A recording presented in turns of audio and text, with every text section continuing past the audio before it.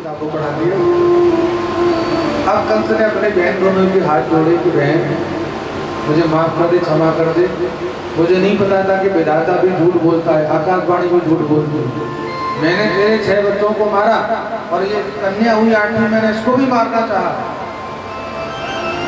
मैंने तुझे बड़ा कष्ट दिया, मैंने तुझे बड़ा परेशान किया, मैंने तुझे बड़ा कष्ट दिया। अब बहन मैं तेरे बच्चों को तो वापस लेकर नहीं आ सकता, पर मुझे माफ कर दे। और देख ये तो सब प्रारब्ध है जो संसार में आएगा, उसे एक न एक दिन जाना कि आया है सो जाएगा राजा रंक फकीर। और कोई सिंहासन चढ़ चला, कोई बंद बन गया। और ज्ञान की बातें करने लगा कंस। बहन जो आया है सो जाएगा। हर इंसान अपने कर्म के अनुसार आता है और कर्म के अनुसार ही चले जाता है। जो भी इसे संसार में मिलता है वो सब इसका प्रारब्ध है। प्रारब्ध पहले बनो पीछे बनो शरीर। बहुत ज्ञान की बातें करने लगा। बहन बहनों से माफी मांगने लगा, उन्होंने भी माफ कर दिया कि भैया चल कोई बात नहीं, जो हुआ सो हुआ। अब यदि तुम माफी मांग रहे हो, क्षमा मांग रहे हो, अपनी गलती का पश्चाताप कर रहे हो तो कोई दिक्कत नहीं, हमने तुम्हें माफ देवकी वसुदेव ने माफ किया, स्पष्ट लिखा भागवत में। और माफी मांगकर कंस अपने बहन भोजन को हाथ में से हथकड़िया, पैरों में से बेड़िया, कारागृह से मुक्त कर दिया और कहा कि मुझे माफ कर दे बहन, गलती हो गई, अब मुझे आप कर दे। अब कंस तो वहां से चला। वृंदावन बिहारी लाल जय हो, राधा जय हो। और इधर गोकुल में जब पता चला कि एक लाला का जन्म हुआ है अगले दिन सुबह, तो महाराज आनंद ही आनंद हो गए। भगवान की बुराती आई हुई थी, उन्होंने बताया बाबा को, क्योंकि बाबा उस समय यमुना जी के तट पर जाके भगवान का भजन कर रहे थे, माला जाप कर रहे थे कि संतों का आशीर्वाद था। संतों ने कहा था कि तुम्हारे यहाँ पर लाला का जन्म होगा, तो दिन तो आज ही का है। तो भगवान का भजन कर रहे थे, बैठे थे नदी किनारे, यमुना किनारे, माला जाप कर रहे थे। इतनी नहीं पीछे से बुआ जी आई, उनकी बहन जिनका नाम है नंदा सुनंदा, भगवान की बुआ जी थी, आई दौड़ी दौड़ी भैया के पास और भैया के कान में सूचना दी, कह दिया बधाई है लाला को जन्म भयो। भैया आपको बहुत बहुत बहुत बहुत बधाई है, आपके घर में एक सुंदर से कोमल से निर्मल से लाला का जन्म हो गया। बोल बाल कृष्ण लाल की जय हो, रानी जय हो, बांके बिहारी जय हो। बाबा को सूचना मिली लाला हुआ, बोला हाँ, तो चलो फटाफट। और बाबा दौड़े दौड़े आ गए। यशोदा जी को कहा कि हमारे लाला को दर्शन नहीं कराओगी हमें? लाल बिल्कुल कराएंगे। तो माँ यशोदा जी ने अपने पति जी को कन्हैया जी का सुंदर दर्शन किया। बाबा आनंद आनंद में हो जाए। अब मैं भाग्य की सराहना करने लगे, भगवान की बड़ी बड़ी। आज हमारे यहाँ पर भी पुत्र का प्राप्ति हो गया, हमें भी पुत्र की प्राप्ति हो गई। आनंद ही आनंद हो गया। यमुना जी में जाकर स्नान करते हैं और महाराज खूब हाथ हुआ चंदन लगा के, बगल बंदी पहनते, खूब केसर मिश्रित चंदन लगा के आनंद आनंद हो रहा है।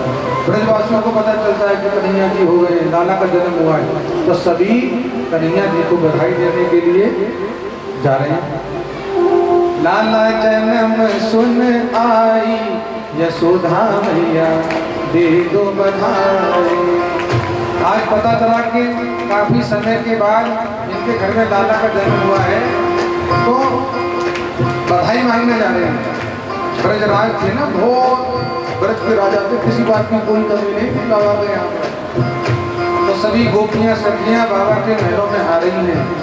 वो महाराज यदि माखन लेकर के आ रही है, बोला लेके चलो कन्हैया का जन्म महोत्सव मनाएंगे और बाबा से फिर बधाई भी देंगे। हम सब पहुँच करके वहाँ सब जा रही है, कह रही है लाला जन्म सुन आई यशोदा मैया दे दो बधाई। लाला जन्म सुन आई यशोदा मैया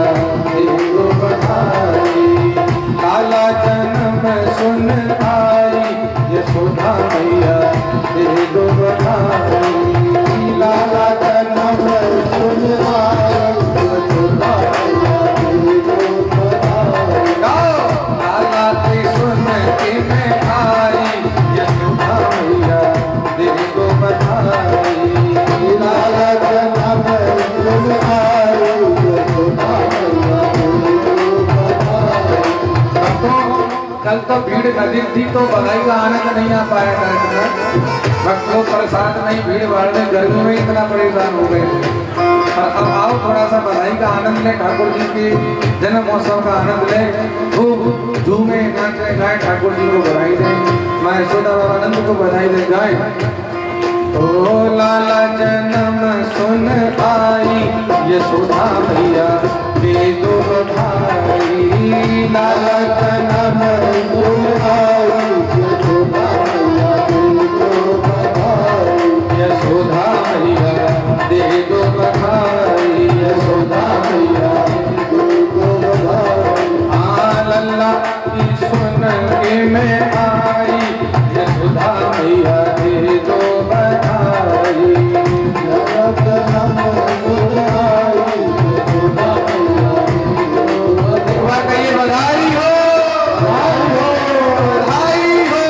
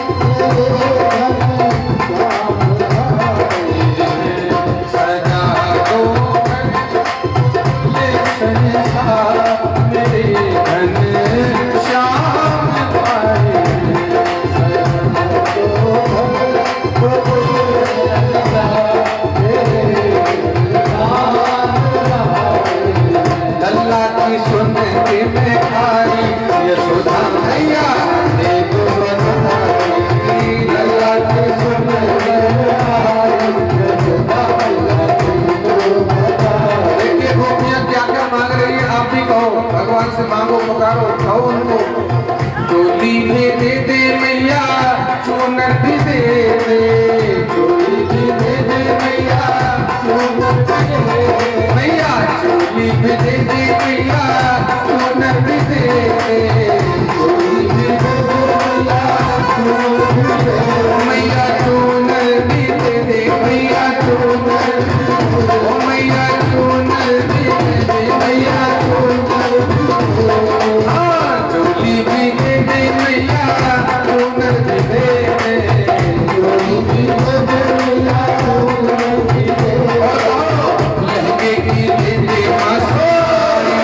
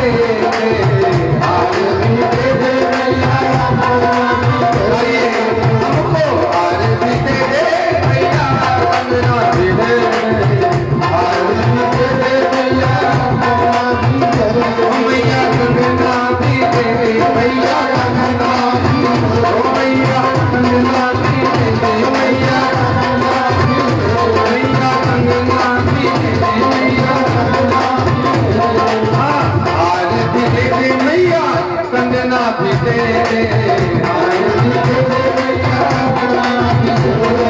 कंगना भी दे दे मैया मैया कंगना भी दे दे मैया हार भी दे दे मैया कंगना भी दे दे और नंदनी की दे दे मंगलाई मैया के तो बधाई लला के सुन बधाई हो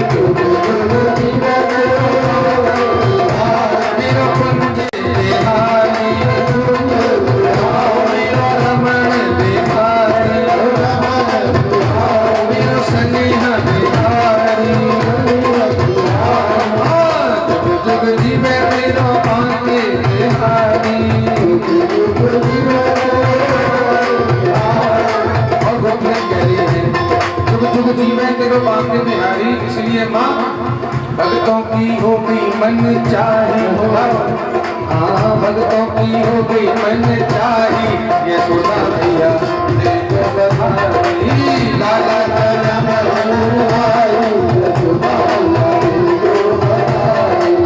लल्ला की सुन आई ये सुना भैया देखो बधाई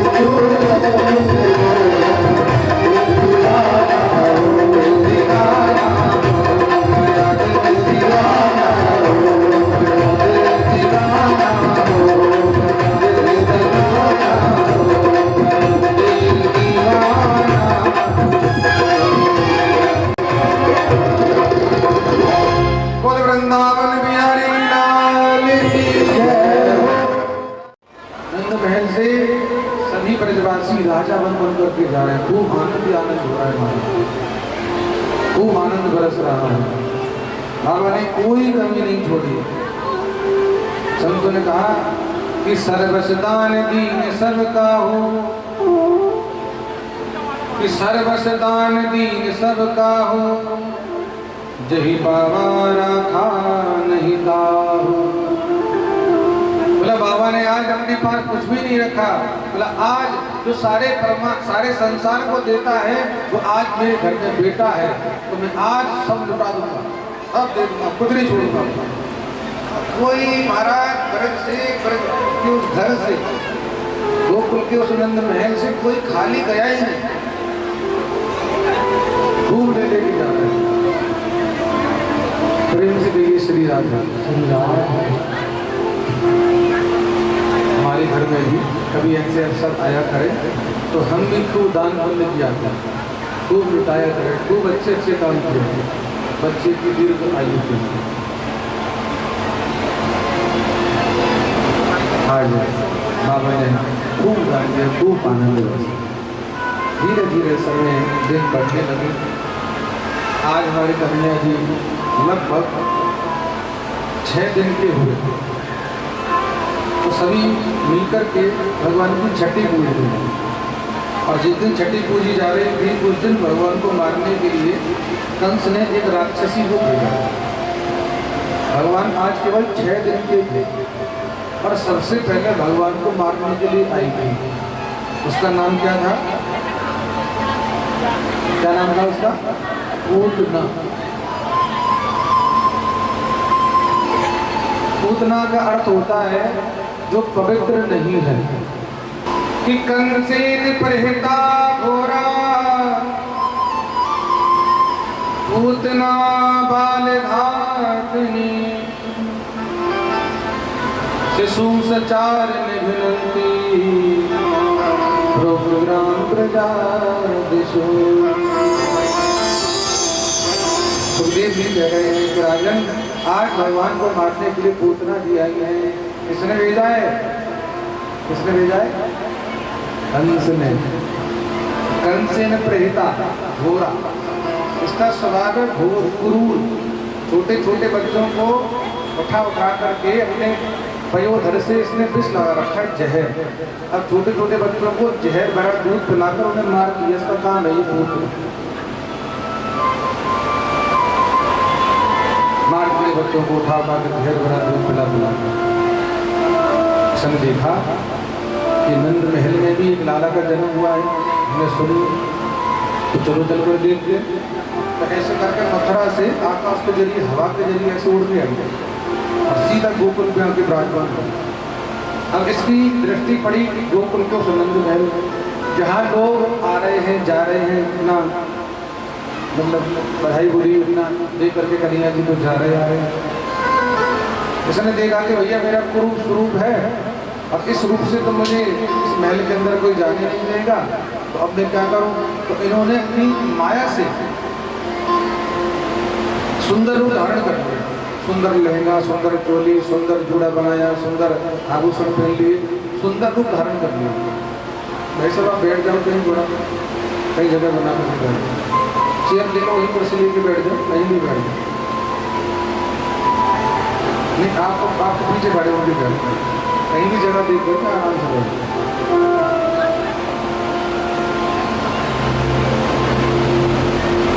आज पुतना जी ने अपनी माया से, अपनी शक्ति से सुंदर रूप धारण कर लिया और गोकुल के उस नंद महल में प्रवेश किया जिसमें कन्हैया जी अपने पालने में पड़े हुए।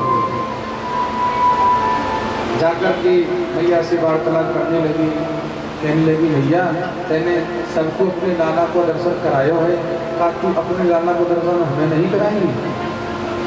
तो भैया ने कहा कि सखी सारे ब्रज ने, सारे द्वार वाले ने, सारी गोपी ने हमारे लाला को दर्शन किया है, तू कहाँ गई थी जो तू इतनी देर में आई है?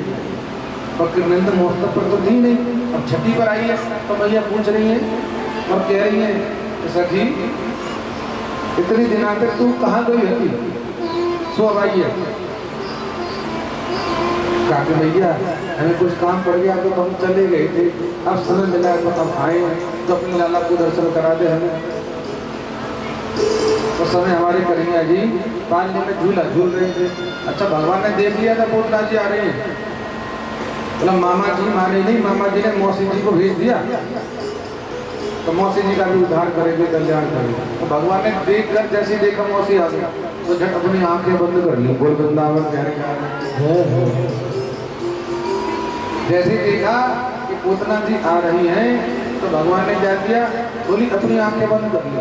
बोला अब पूतना जी को देखेंगे नहीं, यदि देख लिया आंखों से आंखें मिल गई तो फिर हम उनको मार नहीं पाएंगे, उनका उद्धार नहीं होगा, कल्याण नहीं कर पाएंगे। तो एक काम करते हैं आंखें बंद कर लिया, ना आंखें बंद होंगी ना आंखें मिलेंगी, ना आंखें मिलेंगी ना प्रीति होगी। भाई जब एक दूसरे से आंखें मिलती जब तक प्रीति होती है।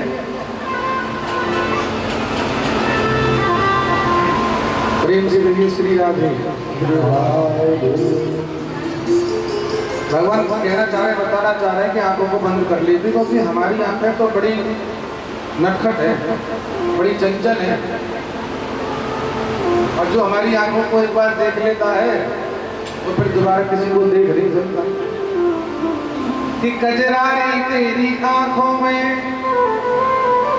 क्या भरा हुआ कुछ तो ना है, हे मेरे बांके बिहारी। कि कजरारी तेरी आंखों में क्या भरा हुआ कुछ तो ना है, और तेरा तो हसन औरों का मरण, बस जान हाथ से धोना है। क्या मैं हुस्न बयान करूं, तू सुंदर श्याम सलोना है। क्या खूब मैं हुस्न बयान करूं, तू सुंदर श्याम सलोना है। और ललित किशोरी प्राण धन जीवन, तू ब्रज का एक खिलौना है, तू ब्रज का एक खिलौना है।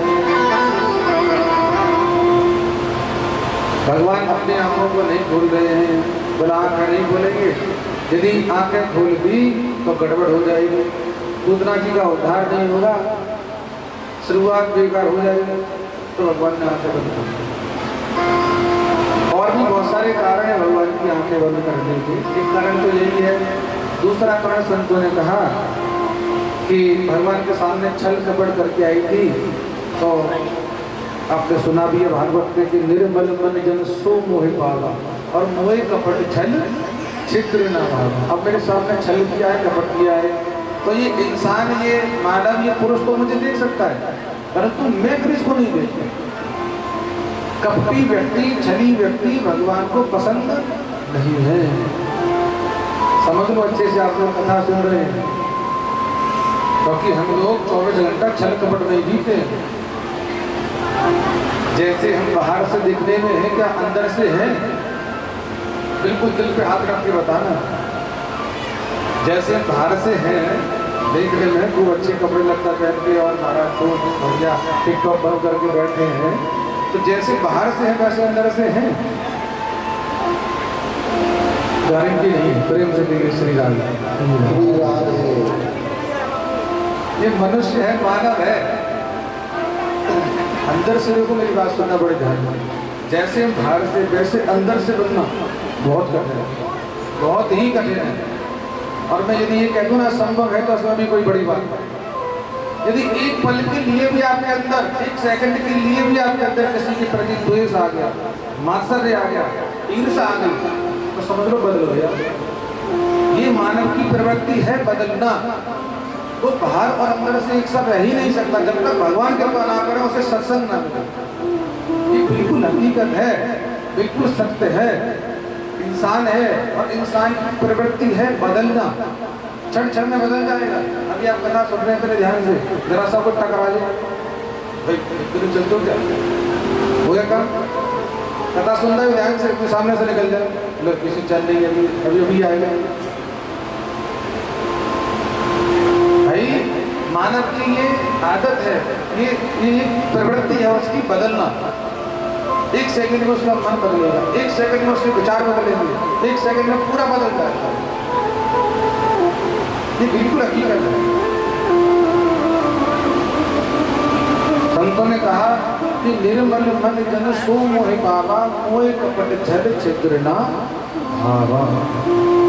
हम तो बस केवल भगवान को हाथ जोड़कर ये कह सकते हैं कि प्रभु आप कृपा करो, सद्बुद्धि दो, तो हम आपके लायक बन सकते हैं, अन्यथा हम आपके लायक हैं नहीं। तो जबरदस्ती कर रहे, आप कृपा करो, हमें सद्बुद्धि दो, भगवत मार्ग पर चलने की, कथा गाने की, कथा सुनने की, तो ये काम हो सकता है। अन्यथा यदि हम अपने अभिमान में, अपने अहंकार में, अपने ईगो में चलते रहेंगे तो हमें कुछ भी मिलने वाला नहीं है। संसारी दौलत तो मिल जाएगी संसार को पागल बनाकर या कुछ भी कर कर, परंतु भगवतीय नाम की दौलत हमें मिलने वाली है। मीराबाई के पास क्या था? इतनी बड़ी रानी को $10 रुपया पैसा, और उन्हें उससे कोई मतलब नहीं था। क्या कहते हैं वो सब जानते हैं? आयो जी मैंने राम रतन धन पायो, आयो जी मैंने राम रतन धन पायो। राम जी के नाम का धन था, बहुत बड़ी पैसे वाली, बहुत बड़े राज घराने में जन्म लेकर आई थी मीराबाई, परंतु उनको उस धन दौलत से कोई मतलब नहीं। बैरागन बन के घूमती रहती है, कोई रूप श्रृंगार का किसी बात का उन्हें कोई होश नहीं था। बस मैं और मेरे भोपाल, मैं और मेरे द्वारकाधीश, बस दो थे, और किसी से कोई मतलब नहीं था। बस तू अमोलिक दीनी मारे सतगुरु, बस तू अमोलिक दीनी मारे सतगुरु, कृपा कर अपनायो, आयो जी मैंने राम रतन धन पायो, आयो जी मैंने राम रतन धन पायो। और ये नाम की दौलत कैसी है? इस दौलत को आपसे कोई छीन नहीं सकता, आपसे कोई ले नहीं सकता। संसारी दौलत जो है जीते जी आपके पास रहेगी, मरने के बाद आपसे ले ली जाएगी, और कभी कभी तो जीते जी भी ले लेते हैं। चलो गेट आउट। वृंदावन बिहारी लाल की मीराबाई कह रही है, खर्चे न खोटे कोई, मुझे किसी से मुझसे कोई ये दौलत छीन ही नहीं सकता, कितनी भी कोशिश कर ले। खर्चे न खोटे कोई, चोर न लूटे, खर्चे न खोटे कोई, चोर न लूटे, दिन दिन बढ़त सवायो, दिन दिन बढ़त सवायो, आयो जी मैंने राम रतन धन पायो, आयो जी मैंने श्याम रतन धन पायो। हमारे पास ठीक है, आज के समय में जीवन यापन के लिए रुपया पैसा धन दौलत होना जरूरी है। यदि आपके पास पैसा नहीं तो आपको कोई पूछेगा नहीं, आज के समय को यदि देखें तो। इसलिए मैं कथा में कहा भी करता हूँ कि भैया आज के समय को देख करके धन का हमेशा सदुपयोग करना, क्योंकि आज यदि आपके पास पैसा है तो सामने वाला पूछ लेगा, यदि नहीं है तो वो पूछेगा नहीं। आज के समय को देख करके रहो, परंतु केवल पैसा पैसा पैसा में लगे रहोगे तो भगवान की तरफ ध्यान क्या दो।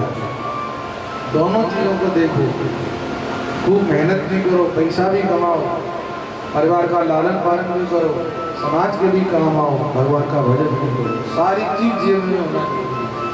केवल इसी से मतलब नहीं है कि हमने पैसा कमा लिया, बहुत बड़ा घर हो गया, हमारा परिवार, हमारी पत्नी, हमारे बच्चे, बस यही नहीं।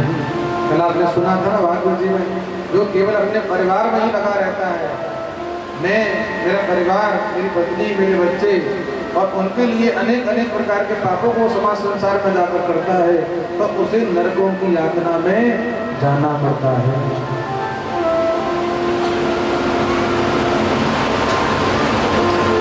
तो हम भगवान के नाम की दौलत को भी इकट्ठा करते रहें।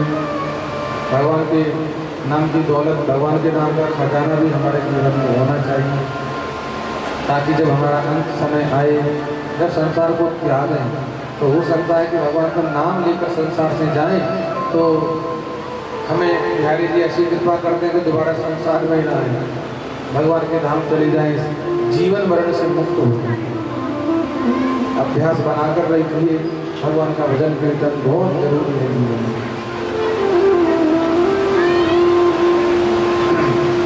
क्षण भंगुर जीवन की कलका, कल प्रात को जान खिली ना खिली,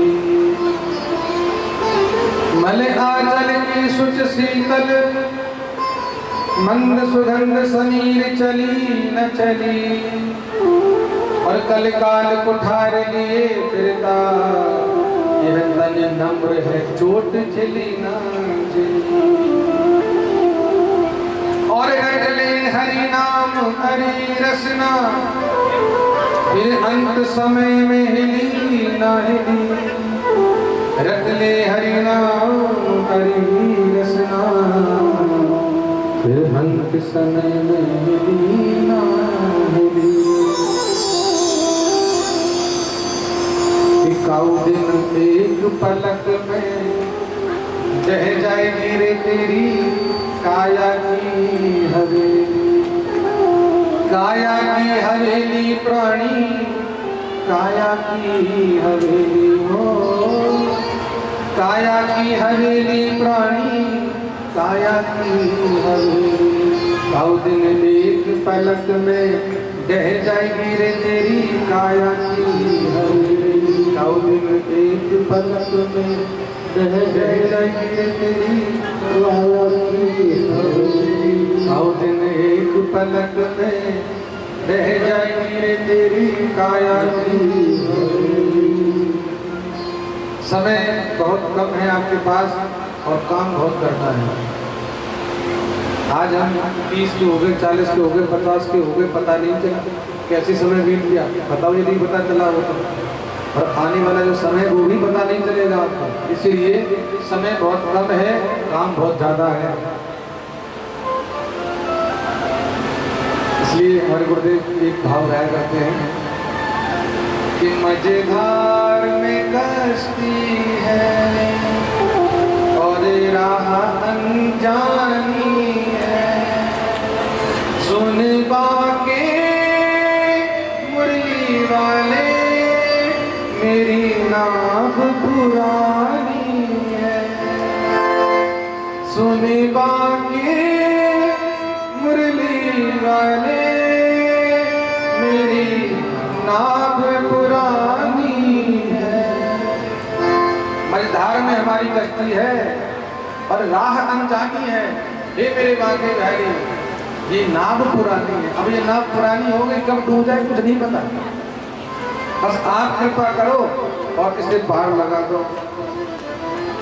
मझधार में कश्ती है और राह अनजानी है, मझधार में कश्ती है और राह अनजानी है, सुन बाके मुरली वाले मेरी नाव पुरानी है, सुन बाके मुरली वाले मेरी नाव पुरानी है। हे मेरे बाके बिहारी, आप बस कृपा करो और इस नैया को पार लगा दो। जब तक भगवान कृपा ना करे, संतों का आशीर्वाद ना हो, माता पिता का आशीर्वाद ना हो, तब तक ये नैया पार लगने वाली नहीं है। मझधार में कश्ती है, राह अनजानी है, सुन बाकी मुरली वाले ये नाव पुरानी है।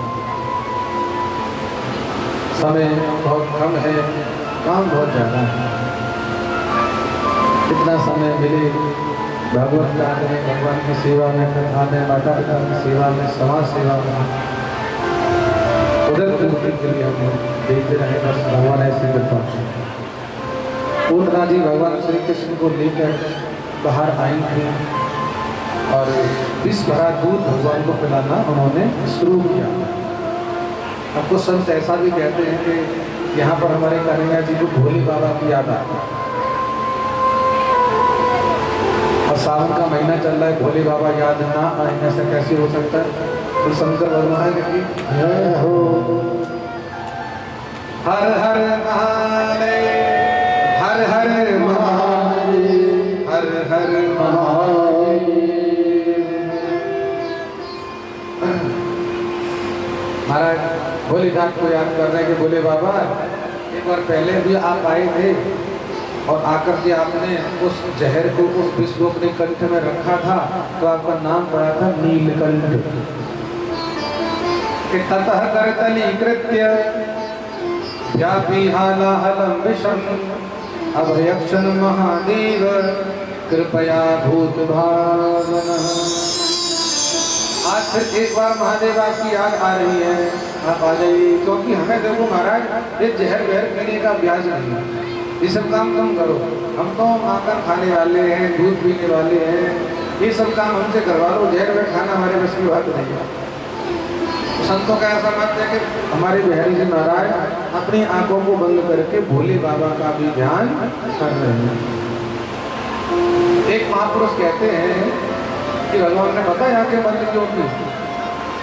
बोले जब मैया किसी छोटे बच्चे को दवाई पिलाती है, कोई कड़वी दवाई पिलाती है, तो बच्चा कैसे आंख बंद कर लेता है?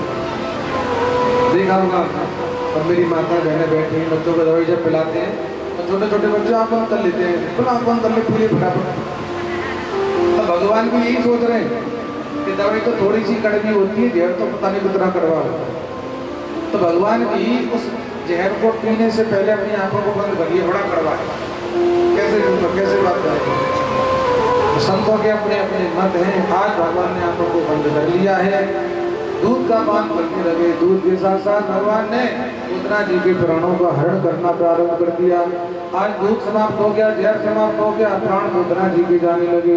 और जो ही महाराज पूतना के प्राण जाने लगे, पूतना जी अपने असली भेष में आई और मेरे भगवान को आकाश में लेकर के उड़ गई। बोल वृंदावन बिहारी लाल जय हो, जय हो।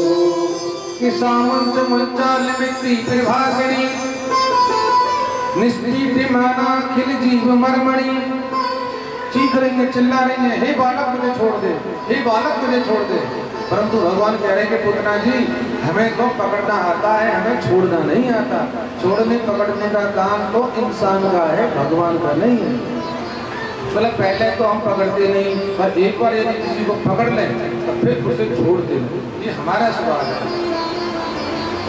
हमारा वो जैसा स्वभाव नहीं है, मतलब पड़ा तो पकड़ लिया, मतलब निकल गया तो छोड़ दिया, ऐसा भगवान का स्वभाव नहीं है। पहले तो भगवान पकड़ते नहीं, और यदि एक बार किसी को पकड़ लें तो फिर उसे छोड़ दें।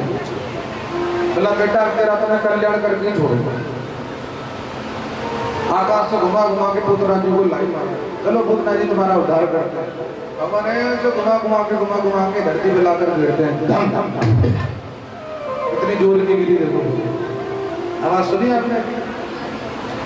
धरती पे आकर धम गिरी और झट प्राण जरूर निकले और भगवान के श्री चरणों में विलीन हो गए। बोल भगवान की जय हो, पूतना मर्दन भगवान की जय हो। आज मेरे भगवान ने पूतना जी का उद्धार कर दिया और पूतना जी के वक्ष तल पर हमारे कन्हैया जी खेल लेते। अब बहुत दूर की आवाज हुई थी, सभी ब्रजवासियों ने सुना तो भैया जी कहाँ से कौन सा पहाड़ गिर गया, देखो चल के। पहाड़ के बराबर ही थी पूतना, पहाड़ से कम नहीं। सबको पता है गिरिराज जी महाराज कितने किलोमीटर के, बताओ आप सभी गोवर्धन की परिक्रमा लगाने जाते हैं, कितने किलोमीटर के?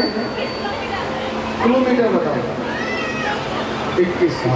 इधर से आवाज आई मुझे, इधर भी सही बता रहे हैं हम लोग 7 कोस, और इधर भी सही बता रहे हैं 21 किलोमीटर, क्योंकि इस कोस में 3 किलोमीटर होता है। और जो पूतना जी है वो थी लगभग 18 किलोमीटर। भागवत में ऐसा लिखा है पूतना जी थी 6 कोस की, बहुत बड़ा शरीर था पूतना जी का। इसलिए सुखदेव जी ने कहा था कि राजा पूतना जी को महाराज काट काट कर जलाया। एक साथ इतनी बड़ी कैसे जलाए? तो बाबा नंद ने सभी ब्रजवासियों को कहा कि मुझे जलाओ जाओ, जल को उद्धार करो, और ऐसे पड़ी थोड़ी जाएगी। अब आइए मरिए तो जला जाओ, उद्धार करो, कल्याण करो, जाओ, अंतिम संस्कार करो। तो सभी ने पूतना जी का दाह संस्कार किया। पूतना जी का शरीर जला, और महाराज जैसे ही पूतना जी का शरीर जला तो पूरे बैठ के अंदर सुगंध ही सुगंध हो, खुशबू ही खुशबू। ऐसे कौन से पुण्य कर दिए पूतना जी ने जो उसके शरीर से सुगंध निकल पड़ी? बोला इंसान का शरीर जब जलता है तो दुर्गंध आती है, हम खड़े नहीं हो सकते वहां पर जहाँ इंसान जलाए जाते हैं। और जब पूतना जली तो पूतना के मरे हुए सबसे सुगंध आने लगी। तो देव जी ने कहा कि राजन, ये जो पूतना है ना, ये कोई ऐसी वैसी नहीं है, मतलब पिछले जन्म में ये रत्नमाला इन्होंने भगवान वामन से ये वरदान मांगा। जब वामन भगवान राजा बलि के यहाँ पर 3 पग भूमि का दान लेने के लिए गए थे, तब उस समय ये रत्नमाला भी वहाँ पर था। भगवान का सुंदर रूप देकर के इनके मन में आया, यदि ये बालक मेरा होता तो मैं इसको दूध पिलाती, बलहारी का। अब देखो ठाकुर जी तो हर जगह बैठे, सबके मन की बात को जानते। बेशक हम और आप एक दूसरे के मन की बात को नहीं जान सकते, पर भगवान सबके घर में बैठे हैं और सबके मन की बात जानते हैं कि तेरे मन में क्या चल रहा है, तेरे मन में क्या चल रहा है, उसके मन में क्या चल रहा है, सबके मन की बात भगवान जानते हैं। इसलिए तो रामचरितमानस में लिखा है कि हरि व्यापक सर्वत्र समाना। ठाकुर जी हर जगह समान भाव से विराजमान है, हर जगह मौजूद है, हर जगह, हर इंसान के हृदय में घट में भगवान बैठे हैं। संतों ने कहा कोई बात नहीं,